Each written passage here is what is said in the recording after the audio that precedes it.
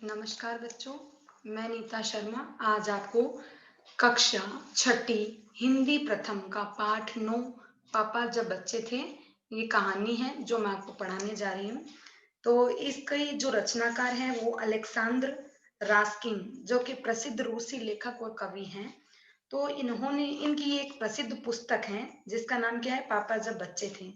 इसमें इनके बचपन की कहानियां लिखी हुई है। इनका जन्म बेलरस में हुआ था और ये अपनी हास्य और व्यंग्य की रचनाओं के कारण काफी प्रसिद्ध हुए थे। पापा जब बच्चे थे पुस्तक की भूमिका में कहा गया है कि लेखक ने ये कहानियां अपनी बेटी को सुनाई थी जब वह बीमार थी। इस पाठ में इसी पुस्तक का एक छोटा सा हिस्सा लिया गया है। तो इस चैप्टर में ये लेखक है वो स्वयं के बचपन की बातें बताते हैं। तो पापा जब बच्चे थे ये उनकी प्रसिद्ध एक कहानी है, कहानी की पुस्तक है। तो जब इनके बच्चे बीमार होती है तब ये पुस्तक की कहानियां अपने बच्चे को सुनाते हैं। तो देखिए इस पुस्तक के माध्यम से कवि हमें क्या सीख देना, लेखक हमें क्या सीख देना चाह रहे हैं। अच्छा इंसान बनना, बाल मनोविज्ञान यानी बच्चों के मन के अंदर क्या बातें चल रही है उससे परिचित होना।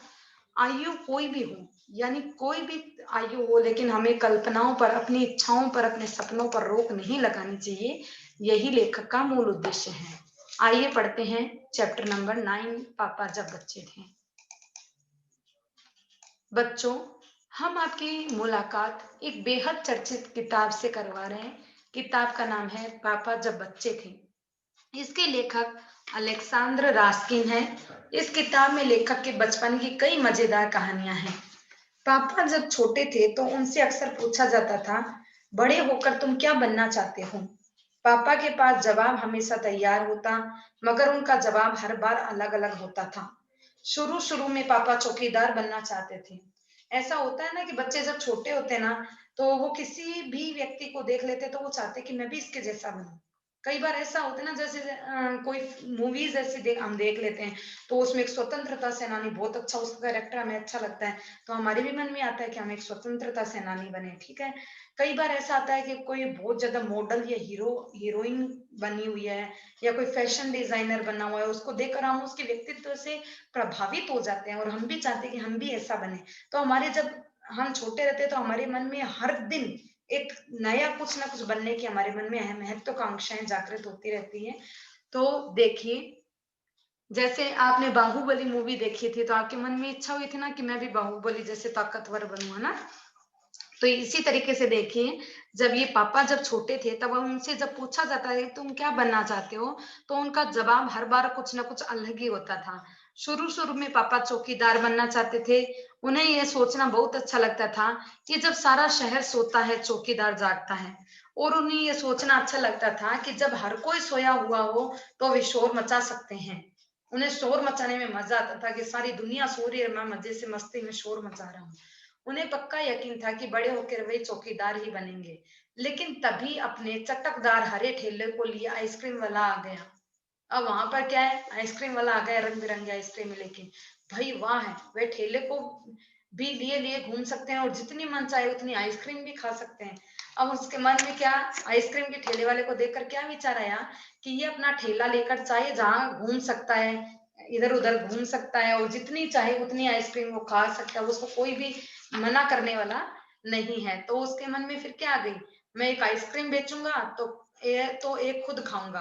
अब उसके मन में आ गई कि मैं अब आइसक्रीम बेचने वाला ही बनूंगा, एक आइसक्रीम बेचूंगा और एक खुद खाऊंगा।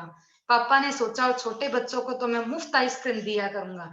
अब वो आगे अपने सोचने लग गए दिमाग में कि मैं भी आइसक्रीम के ठेले वाला बनूंगा, इधर उधर घूमूंगा आइसक्रीम का ठेला लेके, फिर एक आइसक्रीम मैं खाऊंगा, एक बच्चों को मतलब दूसरों को बेचूंगा तो एक मैं खुद खाऊंगा और बच्चों को तो मैं फ्री में दे दिया करूंगा।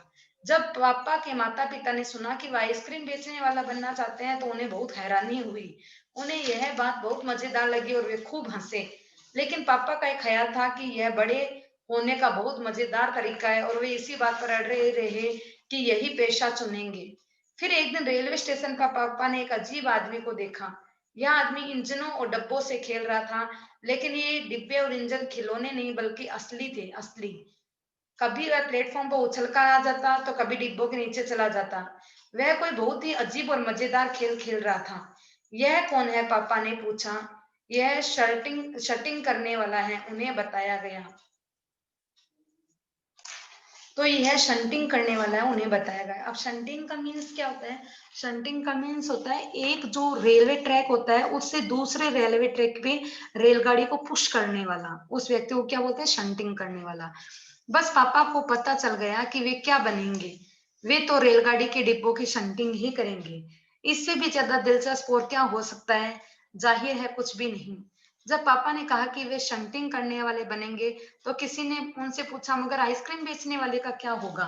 अब वो अलग दिन हर दिन अलग अलग बनने की कोशिश। अब उन्होंने रेलवे स्टेशन पर शंटिंग करने वाले को देखा तो वो शंटिंग करने वाला बनना चाहते थे। तो किसी ने उनको पूछा कि अरे तुम तो आइसक्रीम बेचने वाला बनना चाहते थे, फिर उसका क्या हुआ? अब देखिए शब्द पिटारा में चौकीदार, चौकीदार का मतलब होता है पहरेदार। नेक्स्ट देखिए आप, यह सचमुच समस्या थी। पापा ने शंटिंग करने वाला बनने की सोच ली थी, मगर आइसक्रीम बेचने का चटकदार हरा ठेला भी वह नहीं गंवाना चाहते थे। आखिर उन्होंने रास्ता निकाल लिया। मैं शंटिंग करने वाला और आइसक्रीम बेचने वाला दोनों बनूंगा। हर किसी को अचंभा हुआ, मगर पापा ने सारी बात को बड़ी अच्छी तरीके से साफ कर दिया। इसमें मुश्किल क्या है? आइसक्रीम मैं सुबह बेचा करूंगा, कुछ देर आइसक्रीम बेचने के बाद मैं स्टेशन चला आया करूंगा। यहाँ मैं कुछ डिब्बों की शंटिंग करूंगा और फिर जाकर कुछ आइसक्रीम और बेच आऊंगा। इसके बाद मैं फिर रेलवे स्टेशन पे आ जाऊंगा और कुछ डिब्बों की शंटिंग कर लूंगा और इसके बाद जाकर कुछ आइसक्रीम और बेच दूंगा। इसमें ज्यादा मुश्किल नहीं होगी, क्योंकि अपना ठेला मैं स्टेशन के पास ही खड़ा करूंगा और इसलिए गाड़ियों के लिए मुझे ज्यादा दूर नहीं जाना पड़ेगा। अब यहाँ पर ये बताया गया कि किस प्रकार बच्चे बचपन में अपनी जिद्दों को और अपनी बातों को ज्यादा तवज्जुह देते हैं। तो वो कहता है कि मैं बचपन में जब पापा छोटे थे तो वो हर चीज के जब किया करते थे कि मैं आइसक्रीम वाला बनूंगा, मैं चौकीदार बनूंगा, तो वो रेलवे स्टेशन पर कहने लग जाते मैं तो शंटिंग करने वाला बनूंगा। तो कोई इससे कहता है कि फिर आइसक्रीम का ठेले का क्या होगा? तब वह अपनी बात को स्पष्ट करते हुए कहते हैं कि मैं आइसक्रीम है वो रेलवे स्टेशन के पास ही लगाऊंगा आइसक्रीम का ठेला।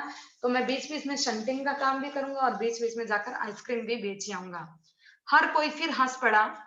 पापा गुस्से में आकर बोले, अगर तुम मेरी हंसी उड़ाओगे तो मैं साथ में चौकीदार भी बन जाऊंगा। आखिर रात में करने को कुछ होता भी क्या है? अब वो कहते हैं कि आप लोग ज्यादा हंसी उड़ाओगे तो मैं अब चौकीदार भी बन जाऊंगा। मैं रात के समय मेरे पास कोई काम नहीं रहेगा तो मैं चौकीदार बन जाऊंगा। नेक्स्ट देखिए, सभी कुछ तय हो गया, लेकिन तभी पापा को वायुयान चालक बनने की सूझी।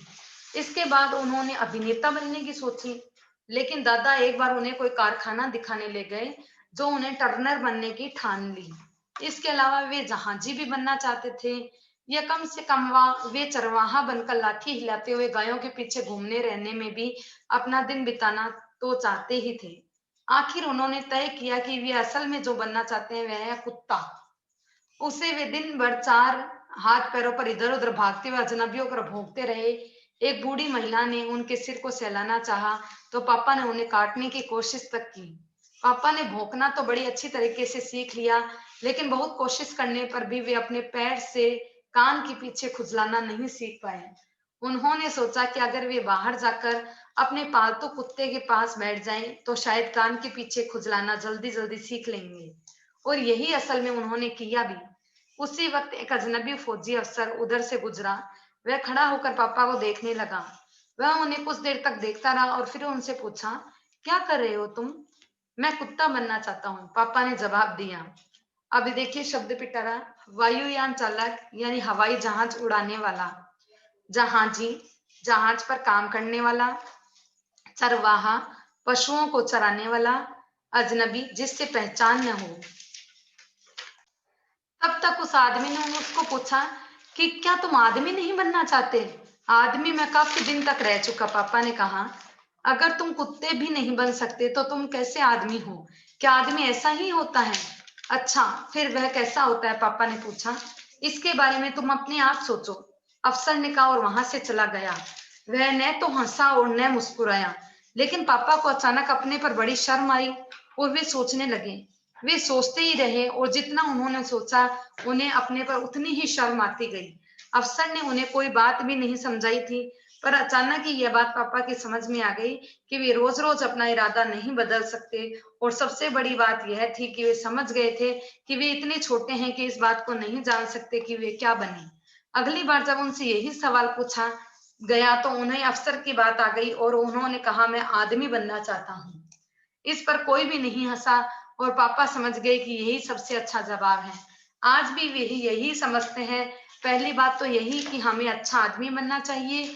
वायुयान चालक, चरवाहा और आइसक्रीम बेचने वाला, हर किसी के लिए यही बात सबसे महत्वपूर्ण है। और आदमी को यह जानने की सचमुच जरूरत नहीं कि अपने पैर से अपने कान के पीछे कैसे खुजलाया जाए। अब इस कहानी में हमें क्या चीज समझाई गई है कि हमें अपना लक्ष्य तो बनाना चाहिए, पर लक्ष्य बनाने से पहले जो आज हम वर्तमान में जो चीज है, यानी एक इंसान है, तो वो चीज हमें कम नहीं करनी चाहिए, हमें इंसानियत को नहीं खोना चाहिए। तो इंसान हम सबसे पहले हैं। तो अगर हम क्या बनना चाहते हैं, एक अच्छा इंसान बनना चाहते हैं, ये तो आपके प्रोफेशन है ना, कि क्या आपका वर्क, आप क्या करना चाहते हो, वो तो आगे की बातें होती है। लेकिन सबसे इंपॉर्टेंट चीज क्या होती है कि आप एक अच्छे इंसान बनो। तो इस प्रकार ये चैप्टर हमारा आज खत्म होता है यहीं पर। इसकी एनिमेटेड वीडियो और पीडीएफ हम अपने नेक्स्ट वीडियो में करेंगे। तब तक के लिए धन्यवाद।